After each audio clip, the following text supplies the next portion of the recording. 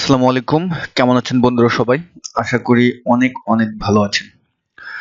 বন্ধুরা আজকে থেকে শুরু করলাম আমি তানভীর একাডেমি ইউটিউব চ্যানেলে আপনার প্রশ্ন এবং উত্তর তার প্রথম পর্ব। অর্থাৎ অনেকেই আছে যারা আমার টিউটোরিয়াল দেখার পরে আমি যে টিউটোরিয়ালে কাজগুলো করি সেই কাজের ভিতরে অনেকেই আছে যে অনেক সময় অনেক সমস্যায় পড়ে যান। সেই সমস্যাগুলো আপনারা কমেন্টস করেন।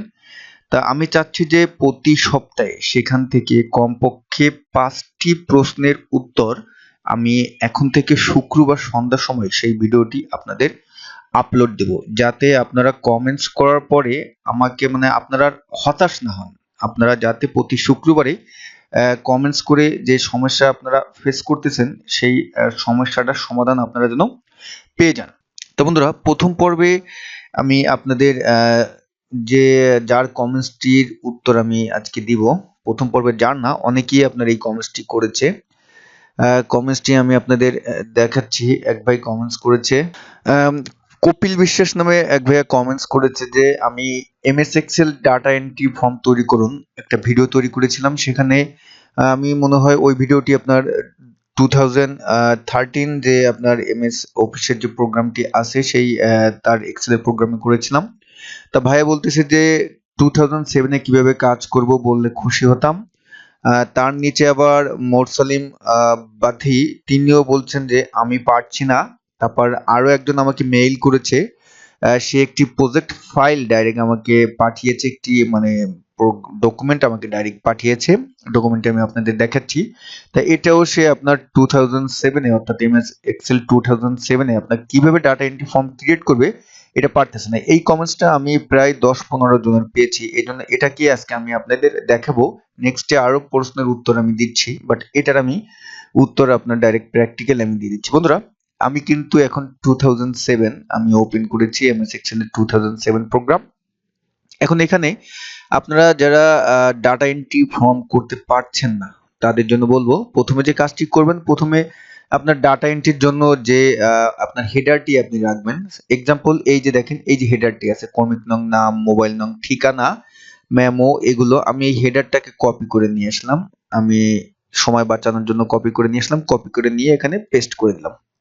ঠিক আছে, পেস্ট করে দিলাম। এটা হলো আমার হেডার। তা এই হেডারের এখানে আমি এখন আপনার ডাটা এন্ট্রি ফর্ম তৈরি করব। তা এটার জন্য এমএক্স এক্সেল 2007 এ যেভাবে করবেন, আপনি এই যে ক্রমিক নং, নাম, মোবাইল নং হেডারটাকে আপনি সিলেক্ট করে রাখেন। সিলেক্ট করার পরে আপনি যে কাজটি করবেন, আপনি 2007 এর যে বাম পাশে উপরে যে অফিস বাটনটি আছে সেখানে ক্লিক করবেন। সেখানে ক্লিক করার পরে দেখবেন যে এক্সেল অপশন, এই এক্সেল অপশনে ক্লিক করবেন। নিচে এক্সেল অপশনে ক্লিক করার পরে আপনার সামনে যে উইন্ডোটি বা যে অপশনটি আসবে সেখান থেকে আপনি কাস্টমাইজে ক্লিক করবেন। কাস্টমাইজে ক্লিক করার পরে ডান পাশেই দেখবেন আপনার যে চুজ কমান্ড ফর্ম, এখান থেকে আপনি এই যে ড্রপ ডাউন অপশন আছে এই ড্রপ ডাউন অপশনটাই ক্লিক করবেন। Then commands note in the ribbon এটা ক্লিক করবেন।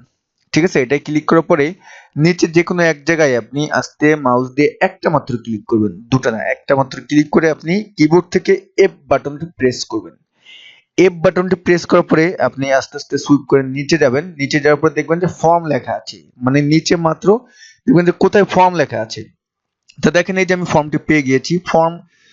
ফর্মের উপর ক্লিক করে আপনি যে অ্যাড অপশনটি আছে অ্যাডে ক্লিক করবেন। অ্যাডে ক্লিক করার পরে দেখবেন যে আপনার ফর্ম, এই যে তার পাশে যে অপশনটি আছে কুইক অ্যাক্সেস টুলবার, এখানে কিন্তু আপনার চলে আসবে। এই যে ফর্ম, দেখেন ফর্ম চলে আসছে। এখানে আপনি অবশ্যই দেখবেন যে এই যে আপনার উপরে যে অপশনটি আছে ড্রপ ডাউন যে অপশনটি আছে সেখানে যেন ফর অল ডকুমেন্টস এটা যেন থাকে। ঠিক আছে, এই ফর্মে রেখে আপনি এখন ওকেতে ক্লিক করবেন। ওকেতে ক্লিক করার পরে আপনি এখন দেখেন বন্ধুরা, আপনার যে 2007 এর যে আপনার মাইক্রোসফট এক্সেল আছে সেখানে আপনি উপরে চলে যাবেন। উপরে যে দেখবেন যে কুইক অ্যাক্সেস টুলবারে দেখবেন যে আপনার একটি ফর্ম নামে একটি আইকন তৈরি হয়েছে। এখন এই আইকনটায় আপনি তখনই সিলেক্ট করবেন আপনি যেখানে ডাটা এন্ট্রি ফর্মটা আপনি তৈরি করতে চাচ্ছেন। আপনি কর্মিক নম, নাম্বার, এগুলো এই হেডারটাকে আপনি পুরো সিলেক্ট করেন। সিলেক্ট করার পরে ওই ফর্মে উপরে ফর্মে ক্লিক করেন। ক্লিক করার পরে এখন আপনার সামনে যে অপশনটি আসবে, আপনার সামনে একটি পপ আপ আপনার মেসেজ আসবে, সেখান থেকে আপনি ওকেতে ক্লিক করবেন। ওকেতে ক্লিক করার পরে এখন দেখেন এখানে কিন্তু আপনার ডাটা এন্ট্রি ফর্মটা অটোমেটিক আপনার সামনে একটি উইন্ডো, মানে পপ আপ একটা টেবিল আপনার কাছে সামনে শো করতেছে। তা দেখেন এখানে কর্মিক নং, এই যে কর্মিক নং আছে, নাম, মোবাইল নং, ঠিকানা, মেমো নং, মালের টাকা, কাজের টাকা, মন্তব্য, যে কয়টা আমার এখানে আপনার এটার মানে আমি শিরোনাম করেছি প্রত্যেকটি কিন্তু আছে। এখন এখানে আমি যদি লিখি কর্মিক নং 1, দেন আপনার নাম লিখলাম তানভীর, ঠিক আছে, দেন আপনার মোবাইল নাম্বার লিখলাম, দেন ঠিকানা চেয়েছে, ঠিকানা লিখলাম। বন্ধুরা প্রজেক্ট ফাইলটি যে সমস্যা পড়েছিল সে একটা ফাইল পাঠিয়েছে, আমি সেটার উপরে করতেছি। হ্যাঁ, বানানে অনেক ভুল থাকতে পারে, আবার আপনারা অনেকে অনেক কিছু মনে করবেন না। তারপর ঠিকানা লিখলাম ঢাকা, দিয়েছে কে ঢাকা, দেন মেমোনাল লিখলাম এটা, তারপর মালের টাকা লিখলাম ধরেন 4500, কাজের টাকা লিখলাম 1200, মন্তব্যতে লিখলাম গুড। এখন যদি আমি ইন্টারে ক্লিক করে দেখেন আপনারা ডান পাশে অটোমেটিক কিন্তু আমার সেই ডাটা এন্ট্রি হয়ে গেল। এখন যদি আমি 2 নম্বর ডাটা করতে চাই, 2 লিখলাম, ট্যাব দিলাম, নাম দিলাম তারেক, তারপরে দিলাম আপনার মোবাইল নাম্বার দিলাম, দেন ঠিকানা দিলাম মিরপুর, মিরপুর, মেমো নং দিলাম, তারপর আপনার মালের টাকা দিলাম, তারপর আপনার কাজের টাকা দিলাম, তারপর আপনার মন্তব্য দিলাম ব্যাড। দেখেন আমি এখন যদি ইন্টারে ক্লিক করি আমার কিন্তু অটোমেটিক আপনার চলে আসলো। এখন এখান থেকে যদি আপনি ফাইন্ড প্রিভিউতে ক্লিক করেন, আপনার 2 নম্বর যেটা আছে সেটা চলে আসবে, ফাইন্ড নেক্সটে ক্লিক করেন, আবার প্রিভিউতে যান, দেখেন 1 নম্বর চলে আসবে, ঠিক আছে। এখন এটা হলো কিভাবে 2007 এর ডাটা এন্ট্রি ফর্ম প্রবলেমে যারা পড়েছিলেন তারা কিভাবে ক্রিয়েট করতে হয় সেটা কিন্তু দেখে গেলেন। এখানে আরেকটি সমস্যা আরো অনেকে কমেন্টস করেছিল আমাকে, কমেন্টস গুলো হলো যে ভাইয়া এই ডাটা এন্ট্রি ফর্ম তৈরি করলাম, এখন আমি যখন খুঁজতে যাই তখন তো আমি মানে অনেক সময় প্রবলেমে ফেস করি। যেমন এই ধরুন এই হেডারটায় এরকম ভাবে আপনি সিলেকশন করলেন, সিলেকশন করে এই যে ডাটা এন্ট্রি ফর্মে আপনি ক্লিক করলেন, দেন এখান থেকে যদি আপনি ফাইন্ড নেক্সটে ক্লিক করেন আপনার কিন্তু নিচের যে অপশনগুলো সেগুলো কিন্তু আসবে না, ফাইন্ড প্রিভিউতে ক্লিক করলেও কিন্তু উপরের যে অপশনগুলো সেগুলো আসবে না, অথবা এখান থেকে যদি আপনি এখন 10 দিয়ে সার্চ দেন তাও কিন্তু আপনার আসবে না। তা এটা কিভাবে বের করবেন? এটার জন্য আপনার যে কাজটি করতে হবে, আপনার যে পুরো যে টেবিলটি, আপনি পুরো যেখানে আপনার টেবিলটি ডাটা এন্ট্রি করেছেন পুরো টেবিলটি আপনি এভাবে সিলেক্ট করে নেবেন। হ্যাঁ, একটা টপ টু বটম পর্যন্ত আপনি সিলেক্ট করে নেবেন। সিলেক্ট করে নিয়ে সিলেক্ট করার শর্টকাট যে অপশনটা আছে সেটার মাধ্যমে সিলেক্ট করে নেবেন, নিয়ে তারপর আপনি এই ডাটা এন্ট্রি ফর্মে ক্লিক করুন। এখন ক্লিক করার পরে এখন আপনি ফাইন্ড নেক্সটে যান, দেখেন আপনার সব কিন্তু সিরিয়াল মোতাবেক চলে আসতেছে, দেখেন 5 6 দেখেন আসতেছে। ফাইন্ড প্রিভিউতে যান, দেখেন বন্ধুরা সরি আমি আপনার এখানে ফাইন্ড প্রিভিয়াস বলবো, বারবার প্রিভিউ বলতেছি, সরি বন্ধুরা আপনারা কেউ কিছু মনে করবেন না, এটা ফাইন্ড প্রিভিয়াস হবে, ঠিক আছে। আমি ভুল বলে ফেলছিলাম, কারণ ওই প্রিভিউ নিয়ে একটি কাজ করতেছিলাম কিছুক্ষণ আগে, ওই ইটা আমার মুখের ভিতরে রয়ে গিয়েছে, তাই এটা প্রিভিয়াস হবে, ঠিক আছে।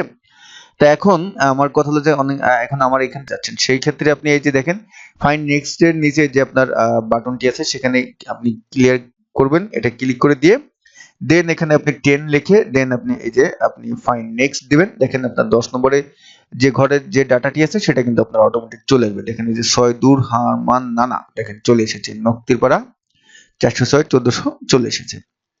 তা 2007 এ কিভাবে ডাটা এন্ট্রি ফর্ম কাজ তৈরি করতে হবে এবং যে সমস্যাগুলো আপনারা বলেছিলেন অনেকেই কমেন্টস করেছেন, প্রায় 10-12 জন করেছেন, আশা করি 10-12 জনের সমস্যা সমাধান হয়ে গিয়েছে এই ভিডিওটির মাধ্যমে, ঠিক আছে।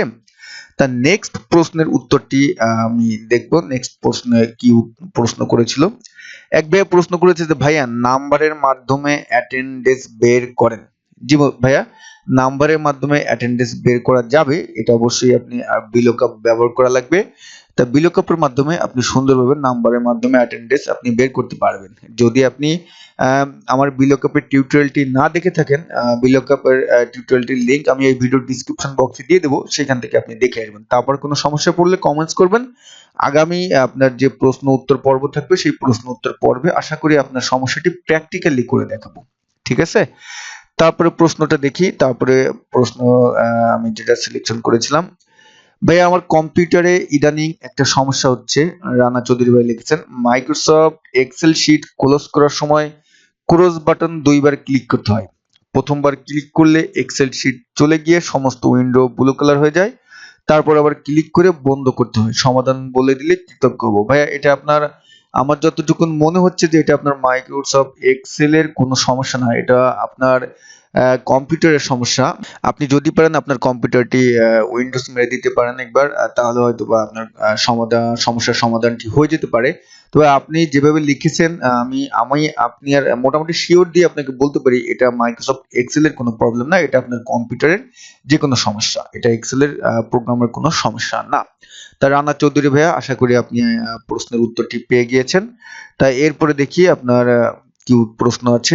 এরপরে স্কাই পাওয়ার ট্রাভেল, তিনি লিখেছেন যে মোবাইল নাম্বার কিভাবে লিখে। হ্যাঁ, তারপরে এখানে তিনি দেখিয়ে দিয়েছেন যে কিভাবে লিখে আসলে।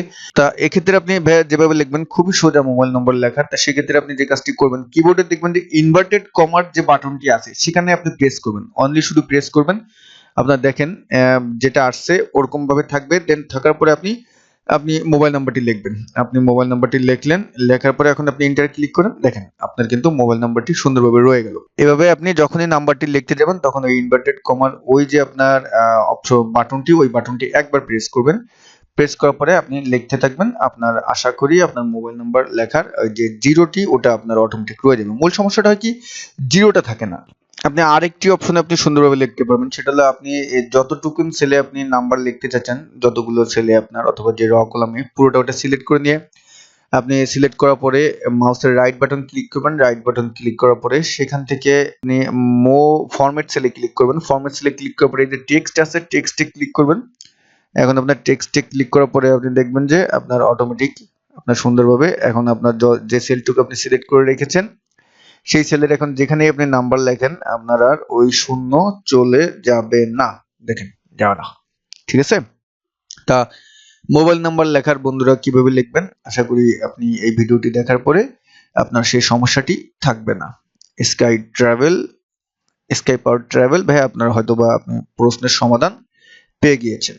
তো বন্ধুরা, আজকের প্রশ্ন উত্তরে আপনাদের মোটামুটি ৬-৭ জনের প্রশ্নের উত্তর আমি দিলাম। মোটামুটি ৬-৭ জনের উত্তরের ভিতরে দেখা গিয়েছে যে ২ জনেরটা প্র্যাকটিক্যালি দেখিয়েছি। আর প্রথম যে কাজটি দেখালাম ডাটা এন্ট্রির যে প্রবলেমটি, এটা মোটামুটি আমাকে প্রায় ১৪-১৫ জন প্রশ্ন করেছিলেন। এইজন্য এটা নিয়ে একটু লম্বা টিউটোরিয়াল করলাম। তা অন্য যে সমস্যাগুলো আছে সেগুলো এই ভিডিওর কমেন্টসে কমেন্টস করুন। আগামী শুক্রবারে আপনাদের সেই সমস্যার সমাধানের ডাইরেক্ট প্র্যাকটিক্যাল নিয়ে আপনাদের সামনে উপস্থিত হব, ভিডিও নিয়ে চলে আসবো। তা যদি এই প্রশ্ন উত্তর পর্বটি আপনাদের ভালো লেগে থাকে প্লিজ লাইক এবং কমেন্টস করতে ভুলবেন না।